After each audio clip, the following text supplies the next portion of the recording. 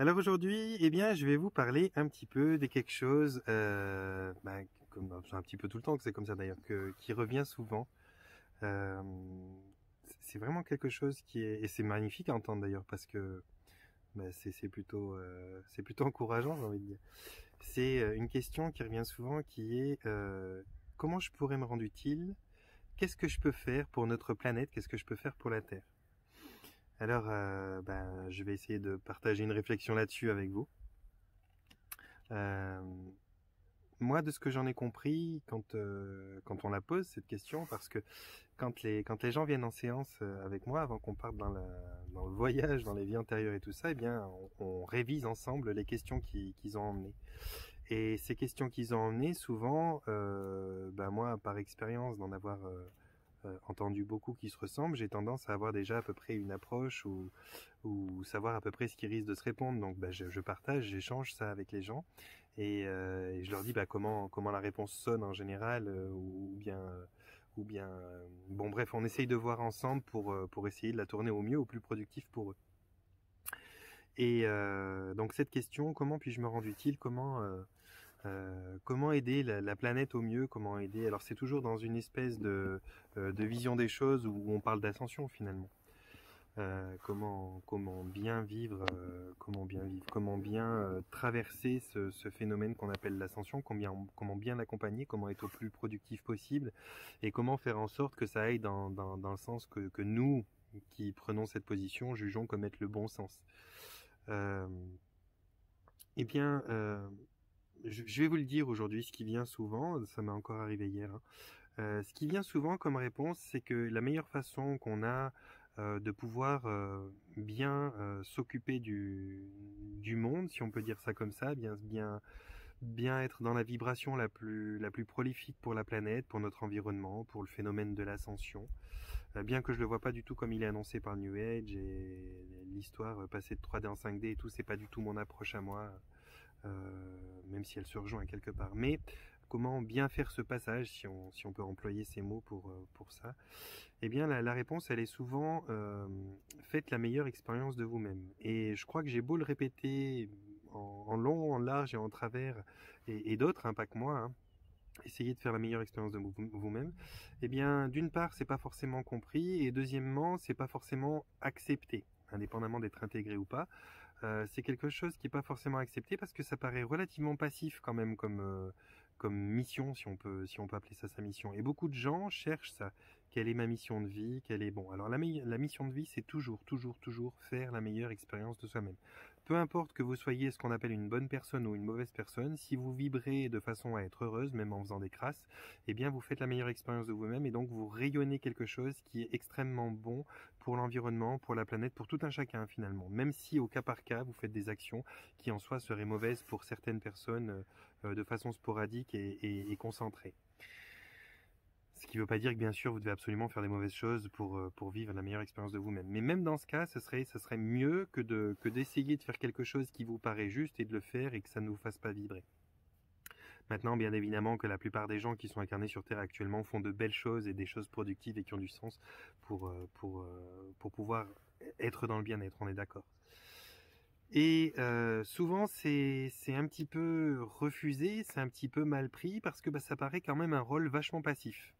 Si on te dit ce que tu as à faire sur Terre pour être le plus dans la vibration que tu souhaites apporter, c'est de faire la meilleure expérience de toi-même, euh, c'est dur à comprendre et ça reste passif. Ça paraît presque quelque chose qui est ouais d'accord, mais ça c'est facile, mais qu'est-ce que je peux faire de plus? Qu'est-ce que je peux faire de mieux?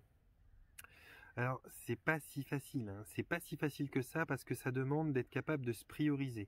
Faire la meilleure expérience de soi-même, c'est être capable d'être à son écoute en permanence, c'est être capable de savoir dire non à certaines personnes qui empiètent un petit peu, quand même, qui exagèrent un petit peu à nous demander toujours un petit peu plus, un petit peu trop.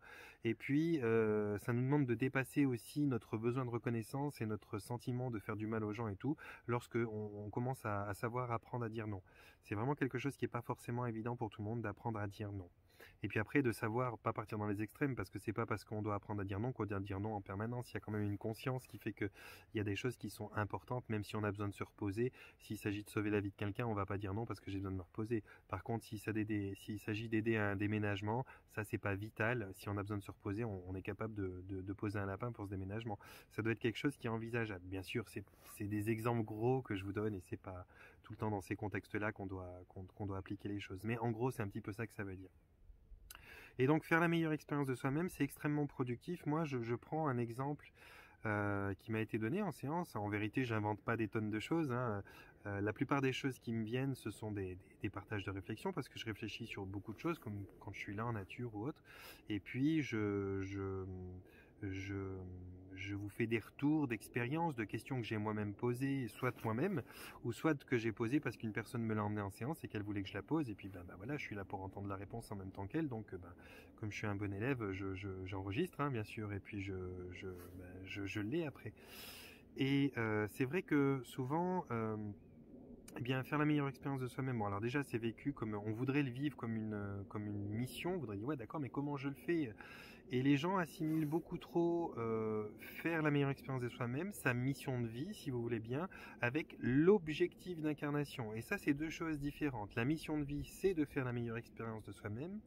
Et l'objectif d'incarnation, c'est qu'est-ce qu'on s'est organisé dans notre incarnation, qu'est-ce qu'on a prévu de dépasser ou d'expérimenter au travers de notre incarnation. Mais ça peut être des choses qui ont des tableaux pas terribles. Ça peut être la souffrance, ça peut être la matière, ça peut être le pardon, ça peut être l'amour, ça peut être moi j'ai une dame dernièrement, elle voulait expérimenter le fait de ne pas avoir le contrôle, ça c'est pas évident non plus. Et donc ça c'est toutes des choses qui sont éprouvantes à vivre.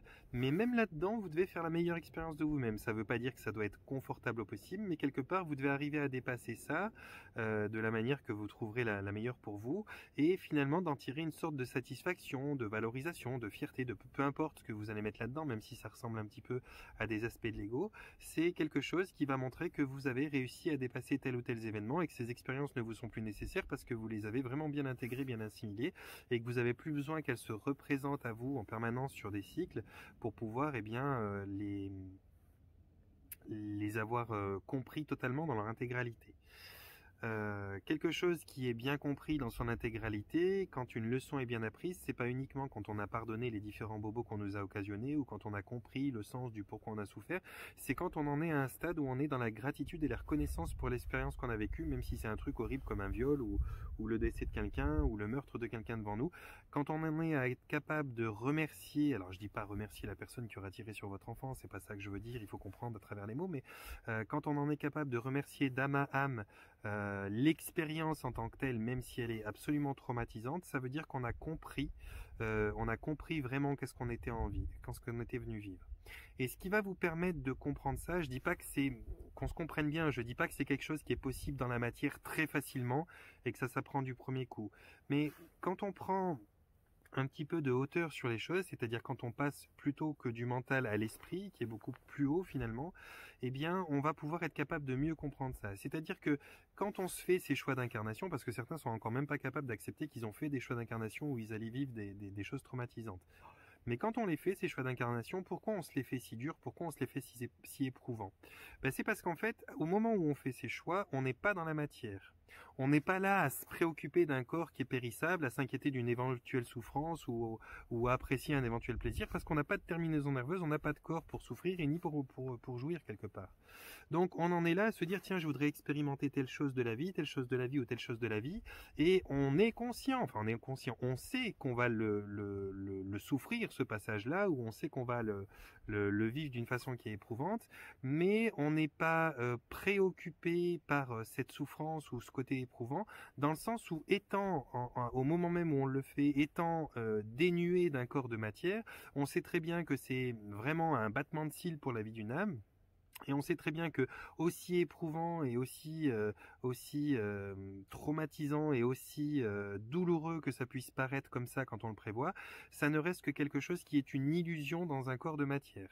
Et cette illusion-là, quand on est dedans, quand on est dans la chair, quand on est incarné et qu'on est dans l'illusion, on est tellement dans l'illusion qu'on a beaucoup de difficultés à pouvoir l'observer en tant qu'illusion. Et c'est pour ça qu'on a de la peine à avoir un regard qui prend de la hauteur et à se dire ouais non mais c'est pas grave, il a tiré sur mon enfant, mais mon enfant est pas mort, mon enfant est vivant ailleurs. Et puis non, évidemment on est là dans la matière avec des couches de choses qu'on n'a pas quand on est dans l'esprit, qui sont l'ego, qui sont le corps émotionnel dans une certaine connexion, qui sont le mental, qui sont la matière déjà, et toutes les terminaisons nerveuses, et puis la peine que ça nous fait, qui est vraiment palpable, qui est vraiment là. Ça, on l'a vraiment quand on est incarné, alors que quand on n'est pas incarné, on est plus à voir les choses d'une manière informationnelle. C'est comme si on percevait les informations. Je sais pas, pour ceux qui ont vu le film Matrix, je sais pas si vous voyez, ça peut être une espèce d'analogie, mais pour ceux qui ont vu le film Matrix, il y a les personnages normaux qui vivent la vie et puis qui ressentent la matière, les blessures, les coups, les bisous, tout ce que vous voulez. Et il y a un moment, Neo, qui lui voit la matrice devant lui, qui voit le monde, la surface du monde, par des codes binaires. Il voit ça de façon numérique, il voit ça, les chiffres qui défilent, il voit plus des gens devant lui, il voit des codes et des codes et des codes et des codes et des codes. Eh bien, on pourrait dire que votre esprit, ce que certains appellent leur âme, votre esprit, quand il choisit une incarnation, il a cette vision-là, peut-être un peu des choses. Il a une vision de vous dans un véhicule qui finalement pour lui n'est qu'une combinaison de chair. Il sait qu'il n'est pas la combinaison qu'il va enfiler, il sait que même s'il la détériore au plus possible, s'il la fait souffrir ou avoir du plaisir, durer longtemps ou pas, il sait que ça ne reste quand même malgré tout qu'une combinaison. Donc évidemment qu'il peut choisir les pires des choses à vivre parce qu'il a quand même la conscience que ces choses-là ne vont être expérimentées qu'avec des protections adéquates, comme quand vous allez faire de la moto, vous avez un casque, vous avez tout ce qu'il faut, et puis si vous vous cassez la gueule, c'est le casque qui frotte par terre, c'est le blouson, c'est le truc, rarement c'est votre peau qui va ramasser, si vous êtes bien équipé bien sûr. Eh bien un esprit, quand il vient faire une expérience sur Terre, il enfile son casque, qui est la combinaison de chair que nous appelons notre corps, qui est le moyen d'incarnation, le moyen de protection, et c'est avec ça qu'on va se cogner contre les murs, c'est avec ça qu'on va expérimenter des plaisirs, c'est avec ça qu'on va vivre des choses, mais ça n'est pas nous, ça n'est que notre corps de matière, ça n'est pas l'intégralité de ce que nous sommes, c'est quelque chose auquel on se connecte, qui est une technologie, une forme de technologie assez hallucinante, tellement hallucinante qu'on arrive à même s'identifier à ça, mais ça n'est pas nous. C'est ça qui permet d'avoir des positions d'observation beaucoup plus hautes, qui permet d'avoir un tel détachement avec les événements les plus marquants. C'est parce qu'on est capable, et à un moment, on a atteint un certain niveau qui nous permet de comprendre que nous ne sommes pas la matière. Alors bien sûr, c'est pas quelque chose de simple.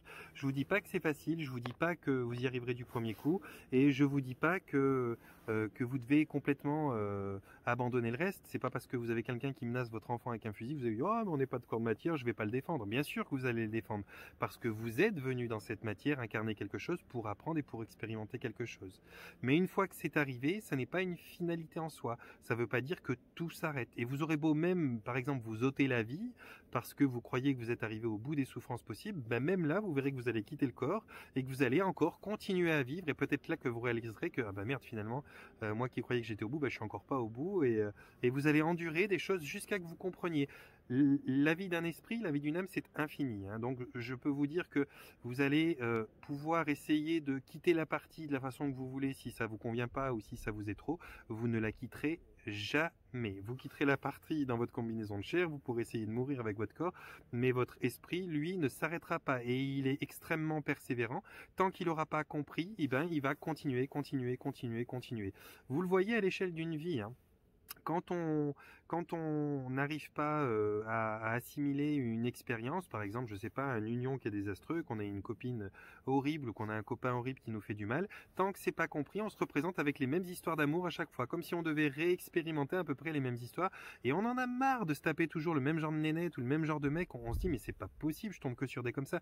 Non, on ne tombe pas que sur des comme ça, on tombe sur ce qu'on doit assimiler, et une fois qu'on l'a assimilé ou qu'on a réussi à trouver la chose, eh bien on dépasse ses travers. Alors tout le monde ne vit pas des histoires d'amour désastreuses, ça c'est certaines personnes sont venues s'incarner avec ce thème, certains autres vont vivre d'autres choses, mais toujours est-il que c'est comme ça. Donc faire la meilleure expérience de soi-même, c'est pas évident parce que ça demande d'être capable d'intégrer ces deux positions de perception, la position qui est dans la matière où on est là à essayer de survivre comme on le peut, à essayer de faire au mieux quoi quelque part, et la position de l'esprit qui lui, l'esprit, finalement il n'est pas tellement attaché à la matière et il est presque capable quelque part de se jeter dans le mur si ça lui permet de faire une expérience. C'est pour ça que certaines personnes viennent expérimenter des choses qui sont extrêmement courtes. Il y en a qui meurent nés, il y en a qui meurent au bout de 6 ans, il y en a qui meurent au bout de 30 ans, il y en a qui meurent au bout de 40 ans, d'autres au bout de 100 ans, d'autres au bout de plus. Et puis il y a toutes les façons de mourir possibles. De toute façon, c'est clair que ce rendez-vous, on l'a tous, hein, ça on est bien d'accord, tout le monde le sait. On a la première chose qu'on commence à faire quand on vit, c'est commencer à mourir. Donc mourir, c'est sûr qu'on va tous mourir. Mais on espérerait tous mourir peut-être en s'endormant d'une façon très confortable dans les bras de la personne qu'on aime et puis partir comme ça sans un sursaut de cœur, sans rien, vraiment comme on s'endort pour aller faire de jolis rêves. Mais tout le monde ne part pas comme ça. Des fois c'est brutal, des fois c'est choquant, et à toutes les échelles que ce soit sur l'aspect matériel comme sur l'aspect éthérique, tout ce que vous allez vivre a un sens et vous donne un apprentissage. Par exemple, si vous mourrez d'une façon vraiment douce en vous endormant quand vous êtes dans vos vieux jours, vous allez expérimenter quelque chose de très simple, et puis vous allez quitter ça merveilleusement, et vous allez remonter très probablement très vite à la lumière. Et puis si vous mourrez d'une façon extrêmement brutale, comme je sais pas moi, un coup de fusil dans la nuque, ou bien le coup du lapin dans un choc important, dans un accident ou quoi que ce soit, là il y a des chances que vous ne remontiez pas tout de suite à la lumière, parce que déjà il va falloir que vous réalisiez que vous venez de quitter le corps, ce qui n'est pas toujours évident. Vous allez peut-être traîner par là quelque temps, le temps que vous réalisiez pleinement. Vous allez peut-être souffrir, être en rage, trouver ça injuste, et ça. Et même là, dans ce niveau où vous n'avez pas de corps, c'est une autre expérience qui est vécue par votre esprit. Donc quoi qu'il en soit, du moment que vous quittez la source, que l'on appelle Dieu, ce qu'on appelle l'univers, vous commencez un champ d'expérience. Vous passez par plein d'états vibratoires avant d'être dans un corps. Et bien dans tous ces états vibratoires, que ce soit en descendant ou en remontant, il y a de l'apprentissage et il y a de l'expérimentation. Mais lorsqu'il s'agit d'expérimenter une certaine tranche de choses, certaines choses qui sont liées à des émotions qui sont puissantes, eh bien on a besoin d'aller au plus puissant, et le plus puissant c'est la matière, c'est elle qui souffre ou qui reçoit les plaisirs, chose qu'une âme ou un esprit fait difficilement. Donc plus vous allez être exigeant dans l'expérience que vous allez vouloir avoir, et plus vous allez vous rapprocher d'incarnations qui soient des incarnations dans la matière, que ce soit de manière minérale, végétale, animale ou bien autre. Vous allez choisir des planètes où on peut s'incarner dans des corps qui sont palpables, et qui sont périssables, et qui peuvent expérimenter ça. On apprend beaucoup mieux dans la souffrance, ça c'est un fait, je ne l'invente pas, j'ai pas de plaisir à le raconter non plus, mais on apprend beaucoup mieux dans la souffrance et beaucoup plus rapidement. Vous pouvez dire à un enfant 40 fois de ne pas toucher une bougie, du moment qu'il l'aura touché une fois, que ça l'aura bougé et que ça l'aura brûlé, là il l'aura compris beaucoup plus rapidement et beaucoup plus efficacement que les 40 fois que vous l'aurez dit avant. Ça, j'ai pas besoin de vous l'apprendre, vous le savez par vous-même. On l'a même expérimenté chacun d'entre nous avec nos parents et tout. Bien que je trouve déplorable que ce soit comme ça, mais c'est comme ça ici sur Terre. Il y a d'autres endroits où on vit d'autres sortes d'expériences. Pas forcément avec autant de douleur, pas forcément avec autant d'aspects traumatisants et choquants. Donc, quand des personnes me disent comment faire au mieux pour pouvoir être utile à la planète, eh bien j'ai envie de vous dire, faites en sorte de faire la meilleure expérience de vous-même, c'est-à-dire de dépasser tous ces états d'être en l'acceptant, en l'accueillant et en passant cette étape qui est primordiale et incroyablement productive, qui est non plus uniquement de remercier, d'oublier ou de pardonner, mais simplement d'être dans la gratitude et la reconnaissance de l'expérience qui vous a été faite. Pour ça, il vous faut un point de vue qui soit plus haut. Il faut que vous soyez capable de vous mettre au niveau de votre âme ou de votre conscience et de vous dire, ok, je ne suis pas cette matière, cette souffrance que j'ai subie, je la remercie parce qu'elle m'a enseigné ceci et cela. Peu importe que vous en ayez perdu un œil, un bras ou la vie, il faut être capable de la déposer. Ce qu'on va travailler dans les vies antérieures quand il y a des blocages qui sont faits, c'est de revenir justement sur des épisodes de vie qui ont été traumatisants, un bûcher, un machin, un truc, où les gens sont partis et ont coincé quelque chose comme une promesse, un vœu, quelque chose qui leur empêche aujourd'hui de se développer comme ils le veulent, ou qui les maintient dans une partie de l'existence qu'ils ont vécue, qui était en l'occurrence une autre vie, où il y a une forme de l'ego qui a dit non, c'est injuste, c'est pas normal, j'accepte pas. L'acceptation, c'est d'être capable de dire ok, j'accepte, c'était ma leçon et je vous remercie pour cette leçon. Mais quand je vous dis je remercie pour cette leçon, c'est avec le cœur que ça se fait. les mots ne suffisent pas. Donc c'est une expérience qui est vraiment, de toute façon, vous pouvez faire ce que vous voulez, vous pouvez penser ce que vous voulez, vous pouvez vous dire, ah, il nous fait chier, ouais, avec ses théories et ses machins. La vie en tant que telle, elle aura toujours le dernier mot avec vous. Ça veut dire que vous pourrez râler, vous pourrez trouver ça injuste, vous pourrez trouver que ce que je vous dis, c'est pas forcément cohérent. Vous pourrez penser ce que vous voulez, essayer de l'approcher de la manière que vous voulez. La vie aura le dernier mot et vous ne sortirez pas de l'existence en tant que telle tant que vous ne l'aurez pas compris, déposé, dépassé et libéré. Je le dis souvent aux gens, libérer quelque chose, c'est quand on est capable de l'avoir tellement bien accueilli qu'on le remercie d'être venu à nous. D'ailleurs, vous voyez aujourd'hui quand on licencie quelqu'un, quand on le vire quelque part, on dit on le remercie, vous êtes remercié, vous êtes congédié, vous êtes remercié. Eh bien, vraiment pour libérer quelque chose à n'importe quel niveau de l'existence, que ce soit matériel ou éthérique, vous aurez besoin de passer par le remerciement. Remercier, c'est libérer. Donc à un moment ou l'autre, vous devrez être capable d'avoir tellement bien compris l'expérience et l'accueillir que normalement, si vous êtes quelqu'un de poli et de courtois, eh bien vous allez remercier toutes les énergies qui se sont mises en place et en mouvement pour vous faire vivre cette expérience, peu importe la souffrance qu'elle aura pu être. Donc quand vous remercierez, eh bien ça se libérera, vous couperez le lien, ça se libérera et vous pourrez passer à autre chose. Donc faire en sorte de bien aider la planète, c'est faire en sorte de pouvoir vivre toutes ces expériences de la manière la meilleure qui permettent de faire ce qu'on appelle vivre la meilleure expérience de soi-même. Être capable de passer échelon par échelon. Alors bien sûr, si vous pouvez le faire avec beaucoup de plaisir et de bien-être, eh bien c'est la meilleure des choses. Mais si vous gagnez votre bien-être au prix de souffrance, c'est aussi une très bonne chose. Maintenant, il y a aussi un exemple que je donne qui est, moi je le trouve intéressant parce qu'il me permet de, j'ai tendance à bien aimer comme ça, comme tout est toujours pareil dans l'univers, tout se décompose toujours un peu de la même façon. J'ai tendance à bien aimer cet exemple-là, qui est, il y a dans votre corps, par exemple, une multitude de cellules. Toutes ces cellules, elles ont, j'arrête pas de bouger, je suis vraiment désolé. Je vais essayer de caler mon truc d'une meilleure façon. Je suis désolé, pardonnez-moi un instant. S'il vous plaît, je ne sais pas si je vais y arriver, cela dit. Je ne pense pas. Bref, je vais continuer de le tenir. Le truc que je voulais vous dire, c'est que il y a dans votre corps une multitude de cellules. Et ces cellules, eh bien, elles ont un rôle à jouer. Si elles le jouent bien, vous êtes en bonne santé. Et si elles le jouent mal, eh bien, votre santé se détériore. Alors, il n'y a pas que les cellules qui doivent jouer un jeu, il y a vous dans votre comportement qui devez faire en sorte de donner à vos cellules ce qu'on va appeler le bon carburant, la bonne façon pour elles d'avoir tous les éléments principaux dont elle a besoin pour construire une bonne santé. Parce que si vous buvez du super sans-plomb demain matin, il y a de fortes chances que vous ayez une très mauvaise santé. Ça ne sera pas vraiment de la faute aux cellules, ça sera de la faute au carburant que vous l'avez donné, qui est plutôt un carburant de voiture qu'un carburant pour être humain. Donc mangez bien, prenez du temps pour vous, allez en nature, trouvez-vous des espaces de temps qui soient des espaces de temps qui vous soient confortables et productifs. Prenez la peine de vous prioriser en tout temps et de pouvoir apprendre à dire non aux gens quand vous avez besoin de ce oui pour vous, plutôt que de dire oui à tout va tout vient et puis de vous retrouver épuisé. Et là normalement les cellules elles vont jouer leur rôle, vos cellules ont une conscience.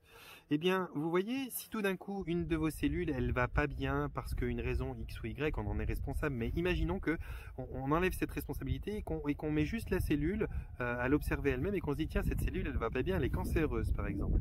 Bon ben au bout d'un moment ça va vraiment nuire à la totalité de votre corps.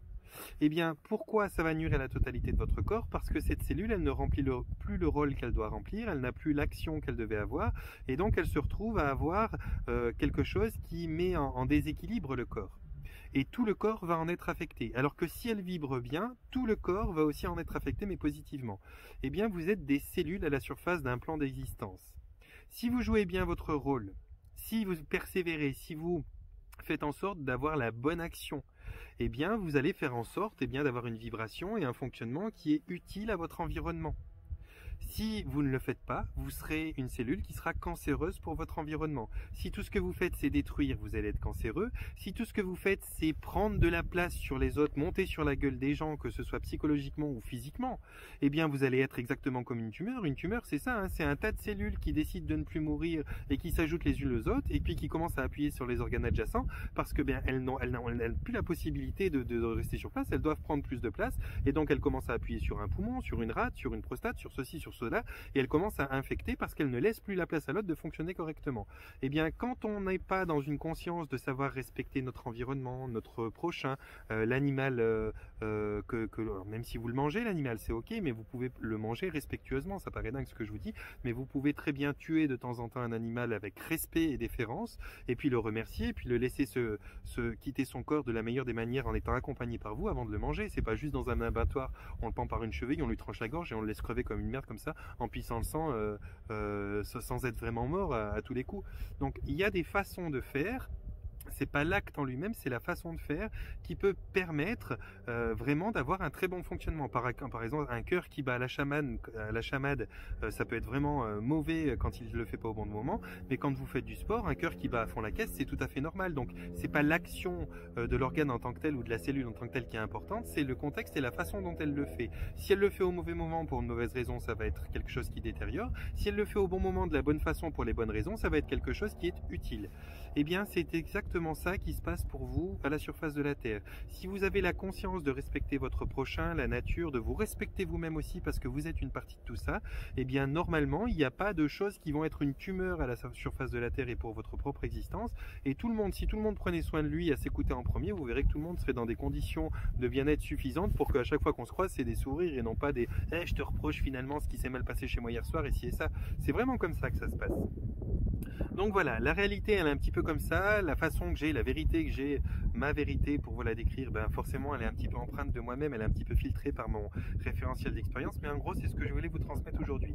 Cette question qui revient souvent, comment puis-je être utile à la Terre, comment puis-je être utile à ce qu'il se passe maintenant, mais soit simplement à être capable de te prioriser toi-même, à être capable d'être à ton écoute, à être capable d'être assez courageux pour savoir dire non, pour savoir dire oui, à être capable d'être assez intègre pour pouvoir respecter ton voisin, l'arbre en face, et pas faire tout n'importe quoi et n'importe comment. Ça, c'est la meilleure des choses que tu puisses faire. Le reste, le fait de sauver des vies à tour de bras, de devenir thérapeute, de devenir je ne sais quoi, qui va être pour toi quelque chose qui est une bonne action, ça ne restera jamais qu'une action, c'est-à-dire une des occupations de ta vie. Mais si à côté de cette occupation qui te nourrit parce qu'elle est bien et qui te met dans une bonne vibration parce qu'elle a du sens pour toi, si à côté de ça dans ta vie t'es pas heureux, t'es pas capable de te prioriser, par exemple tu t'es dit je suis infirmière et à chaque fois que quelqu'un te demande de soigner son petit bobo tu dis oui oui oui oui oui, même quand c'est vraiment un tout petit bobo et que les gens exagèrent, ça veut dire que tu ne te respectes pas assez toi, donc là tu ne vibreras pas bien. Que tu fasses une action, par exemple tu peux être boucher par exemple et très bien vibrer pour la terre, et tu peux être thérapeute et très mal vibrer pour la terre. Si tu le fais sans savoir le faire, comme je te l'ai dit avant, c'est comme un organe, comme le cœur par exemple qui battrait pas au bon moment à la chamade, eh bien ça n'irait pas. Si tu le fais pendant que tu dors, tu vas te taper un arrêt cardiaque assez vite. Si tu le fais quand tu cours, bah, tu vas mieux oxygéner tes muscles et donc tu vas mieux courir. Donc il faut vraiment savoir comment et pourquoi vous faites ce que vous faites. Mais ça n'est pas votre occupation, ça n'est pas votre job, ça n'est pas votre activité qui représente votre mission de vie. Ça représente votre occupation. Vous avez une mission de vie, tous la même, vous, moi, faire la meilleure expérience de soi-même. Cherchez ce que ça veut dire si vous ne l'avez pas compris. Vous avez une occupation qui est l'activité que vous allez réussir à avoir dans votre vie qui normalement, si elle colle au mieux avec ce que vous êtes, bah, devrait aussi vous nourrir et vous rendre heureux et vous nourrir même aussi financièrement. Et vous avez un objectif d'incarnation qui est là, l'aspect de qu'est-ce que vous décidez de venir expérimenter sur Terre, qui est autre que votre mission de vie et qui est autre que votre occupation. Il y a 3 choses principales sur Terre: la mission de vie, faire la meilleure expérience de soi-même; l'objectif d'incarnation, qu'est-ce qu'on vient expérimenter en termes d'émotions, de sentiments, de choses à éprouver; et il y a l'occupation, l'activité, si vous voulez, votre job, vous appelez ça comme vous voulez, qui est la chose que vous allez pratiquer dans votre quotidien, qui colle le plus à votre objectif d'incarnation et qui colle le plus à ce qui peut vous permettre de réaliser votre mission de vie, faire la meilleure expérience de soi-même. Voilà, j'espère que je vous aurai éclairé les amis et puis que ça vous donnera un petit peu matière à voir les choses, peut-être encore avec un autre point de vue. Vous savez que j'adore donner des différents points de vue aux gens. Et puis moi, ben voilà, je vais vous laisser, je pense, 28 minutes, c'est pas mal pour aujourd'hui. Pour tous ceux qui veulent me rejoindre et puis rentrer en contact pour des séances, pour peu importe ce que vous voulez faire avec moi, vous avez en haut dans la rubrique à propos de la chaîne eh bien, toutes les informations pour me retrouver, pour retrouver le groupe L'Intention Base du Changement sur Facebook, mon site internet ou autre. Je vous remercie pour tous les gentils messages, je vous remercie pour les dons, je vous remercie pour tout ce que vous faites bien évidemment comme toujours. Merci beaucoup.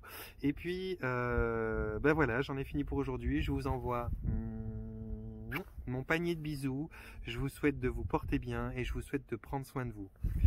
Quand je vous le dis ça à la fin, un panier de bisous, ça c'est pour moi parce que j'adore les bisous, donc je vous envoie un panier de bisous parce que j'ai envie de vous envoyer un panier de bisous.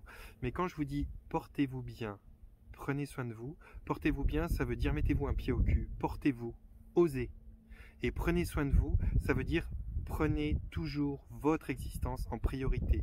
Parce que lorsque vous êtes en bonne condition, peu importe ce que vous décidez de faire derrière, mais vous le ferez d'une autre manière. C'est comme d'arriver vers quelqu'un avec le sourire en bonne condition ou d'arriver en faisant la gueule en mauvaise condition. Donc, panier de bisous pour moi. Portez-vous bien. Prenez soin de vous.